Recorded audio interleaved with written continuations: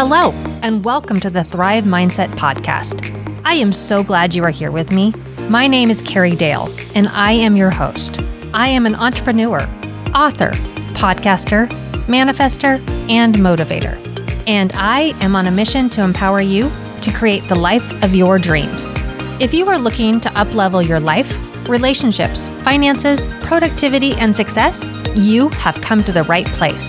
I will share with you tools, resources, strategies, my failures, and my successes that have all helped me achieve the life of my dreams.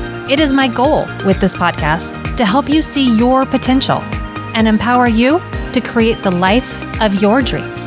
So let's get to it. Hello, and welcome back to the Thrive Mindset Podcast, where we delve into the art of thriving in every aspect of your life. I'm Carrie Dahle, your host, and today I'm going to be guiding you through a topic that's really close to many hearts during this season, specifically mine, but I feel like many of you out there will feel the same.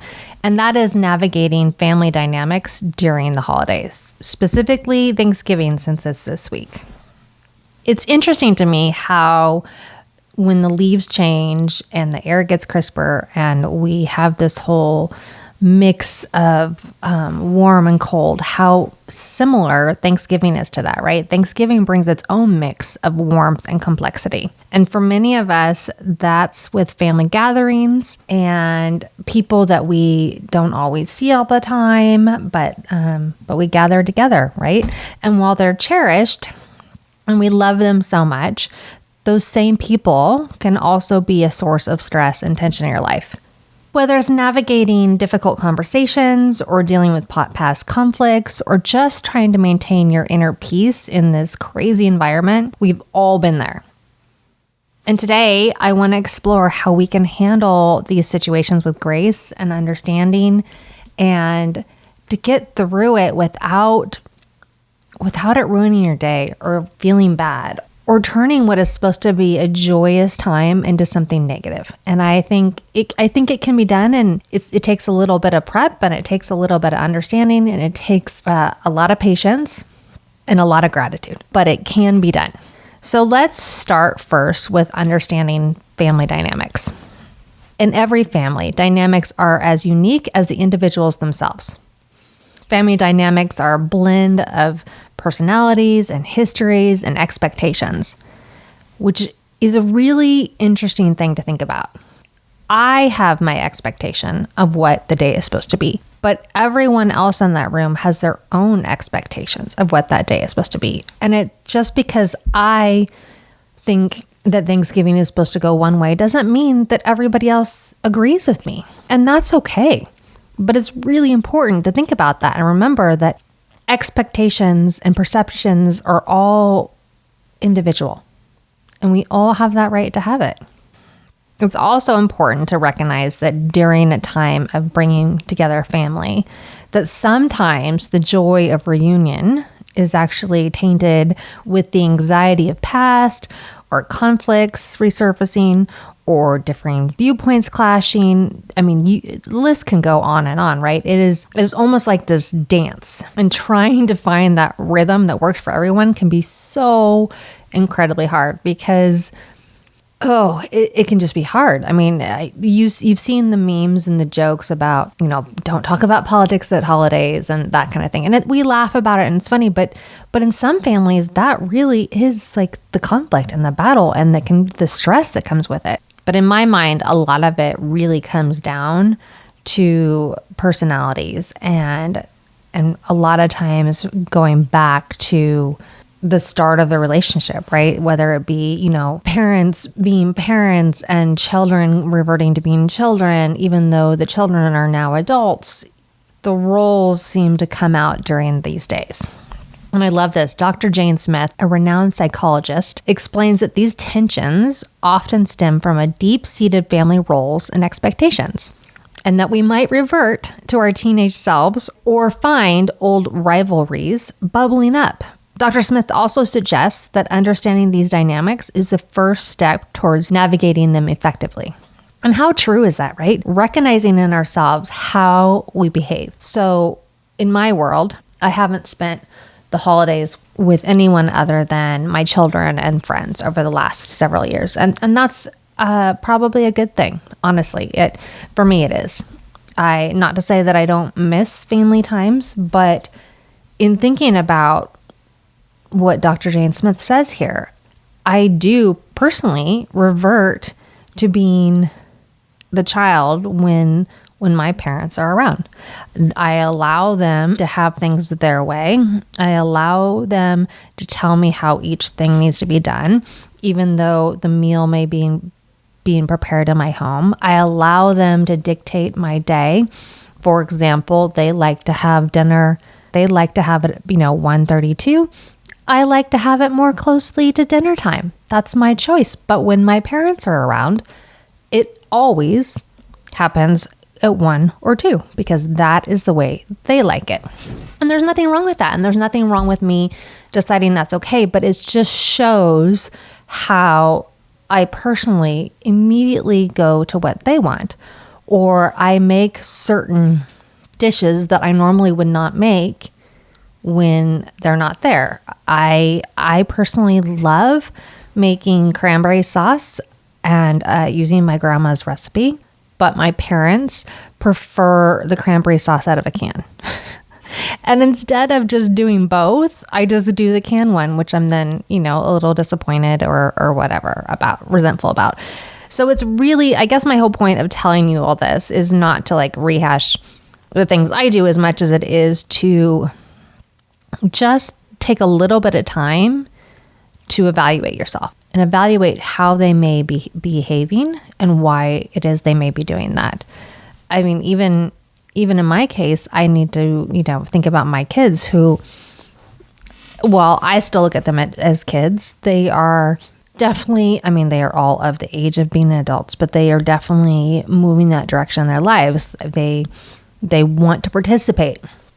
They want to bring things. And even though I like things my way, I have to remember, oh yeah, they may want something a little different. They may want to contribute in their own way. And it's important to acknowledge that. So I think once you have really just thought, and I'm not telling you to go into counseling over this. Once you've really considered why everybody behaves the way they do, then I think we need to move into how you're going to navigate those difficult conversations and those difficult situations. And I would say the first thing for all of us would be to have active listening. Active listening is more than just hearing words. It's about truly understanding the emotions and the intentions behind them. And one of my favorite things actually about active listening is when you are actively listening, you should not be in your head thinking about what your response is. Because if you're busy thinking about your response, you're actually not actively listening to the person who's speaking to you. So this Thanksgiving, let's practice really listening to our family members and giving them the space to express themselves without immediate judgment, without reaction, without already knowing what you're going to say in response. Instead, just let them talk and listen. And then pause for a minute. Pause and think on it before you respond.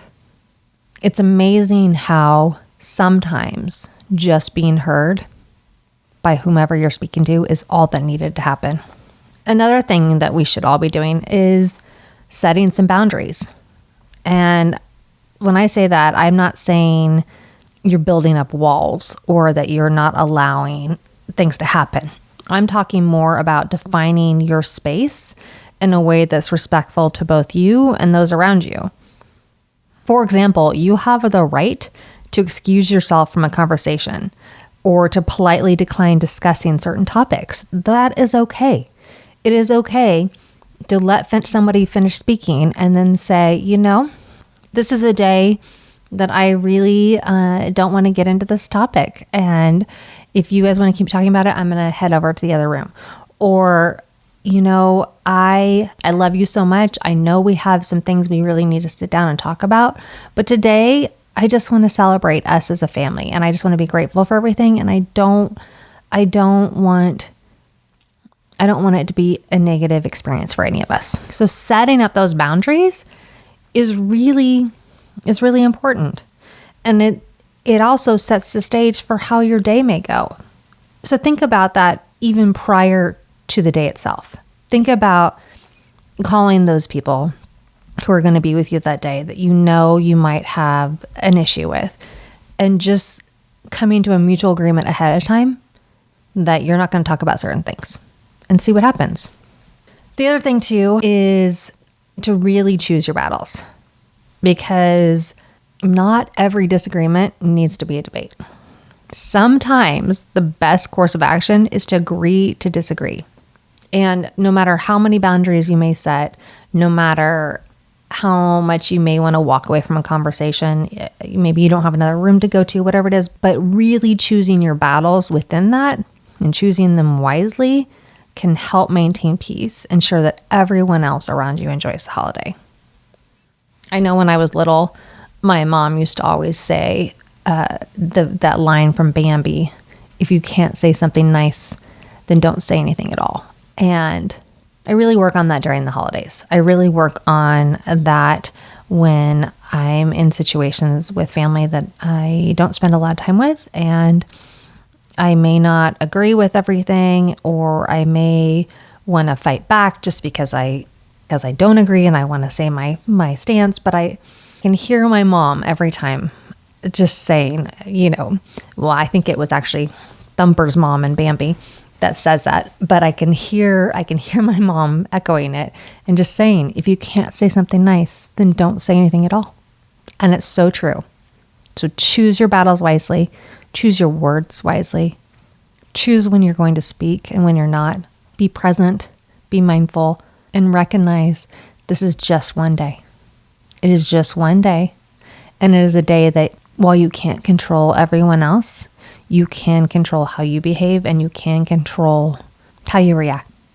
Another thing I really want to encourage you during the holidays and this week specifically is to take some time for yourself, because I know that the hustle and bustle of getting everything ready and having company and the cleaning and the cooking and the prepping and all the things we do to host Thanksgiving or attend a Thanksgiving can be a lot of work. So take a minute for yourself. Go outside for a quick walk. Sit down and just practice some deep breathing. Enjoy a moment of the quiet. Go get a massage. I know, you're all really busy and I hear you.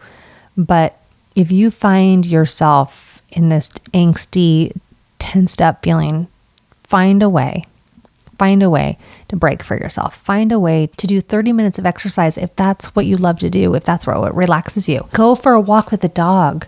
Sit and read a book.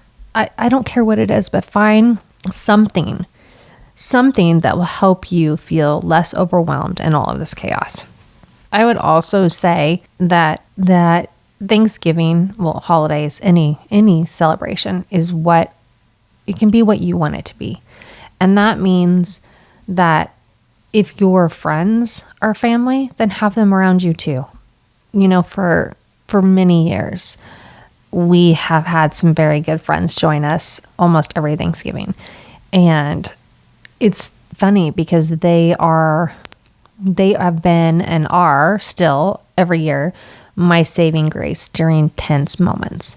Just knowing that they know you, just knowing that they know the situation and that they are there to, I don't want to say it's not their job, because it's not their job to distract, but I just know with me that these specific friends always do that. Like they are so good at recognizing those triggers within me, that those moments that can be hard, and just turning around, making me laugh, or distracting that other person, or even better, like sitting by these people, putting space between yourself when you're at the table. There's something magical about what friends can do during a time like that. So enjoy that. Feel validated to have them there, and know they are your family too. Because this is Thanksgiving, and because we all know how much I love gratitude, I do want to talk briefly on gratitude during this time. So let's try a quick exercise. Close your eyes for a moment. and think of one thing that you're grateful for about each family member. It can be small. It can be big. It could be the silliest of things, but think of one thing about each and every person that you are going to be surrounded with this Thanksgiving. Think of one thing that you can be grateful for. Because seriously, that is just a baby step of cultivating a spirit of gratitude and compassion towards those people. And if you can do that now and then flag that in your mind so that when you were standing in the same room, you can remember that and say, oh yeah, I am super grateful for the time that Cousin George helped me, put together my son's bike, whatever it is. If you can just think of that one thing that you can be grateful for them, it'll help you be in a better mindset on Thanksgiving. And lastly, let's talk about empathy and how transformative that can be. Because when we try to understand where our family members are coming from, we open a door to a more meaningful and peaceful interactions, right? We can be sympathetic to how they feel, and back to the whole active listening thing. When we give them a moment to share and for us to understand and for us to reciprocate with compassion and kindness, well, our interactions become much more mutually beneficial. And remember, compassion starts with ourselves and then it extends outwards. So give yourself a little bit of grace. Give yourself a little compassion. Be kind. Recognize where you were at, what you were feeling, and show yourself the compassion that you wish you were being shown. And from there, it will expand out of you. It will.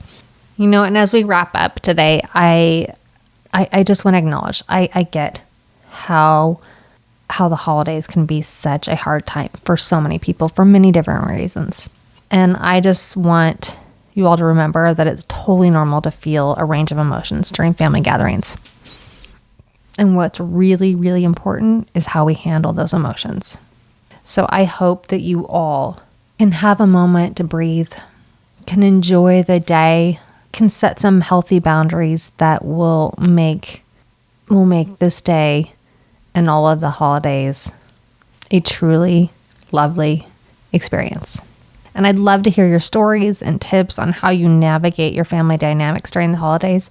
So share them in our community and share them on social media and let me know. Because look, I'm not perfect at this either. I still have to navigate all of this myself. And that's probably why I feel so called to chat with you about it today, because it's not easy, but I do know we can do it. And for me, I'm going to work on setting up those boundaries ahead of time. I'm going to work on not speaking unless I have something nice to say. And I am going to focus on gratitude, because I know that gratitude has changed everything in my life. And I know that gratitude can help me through this. So thank you again for joining me. I hope that you all have a wonderful Thanksgiving and it's filled with peace and understanding and joy. And until next time, just remember that I believe in you and you can manifest the life of your dreams.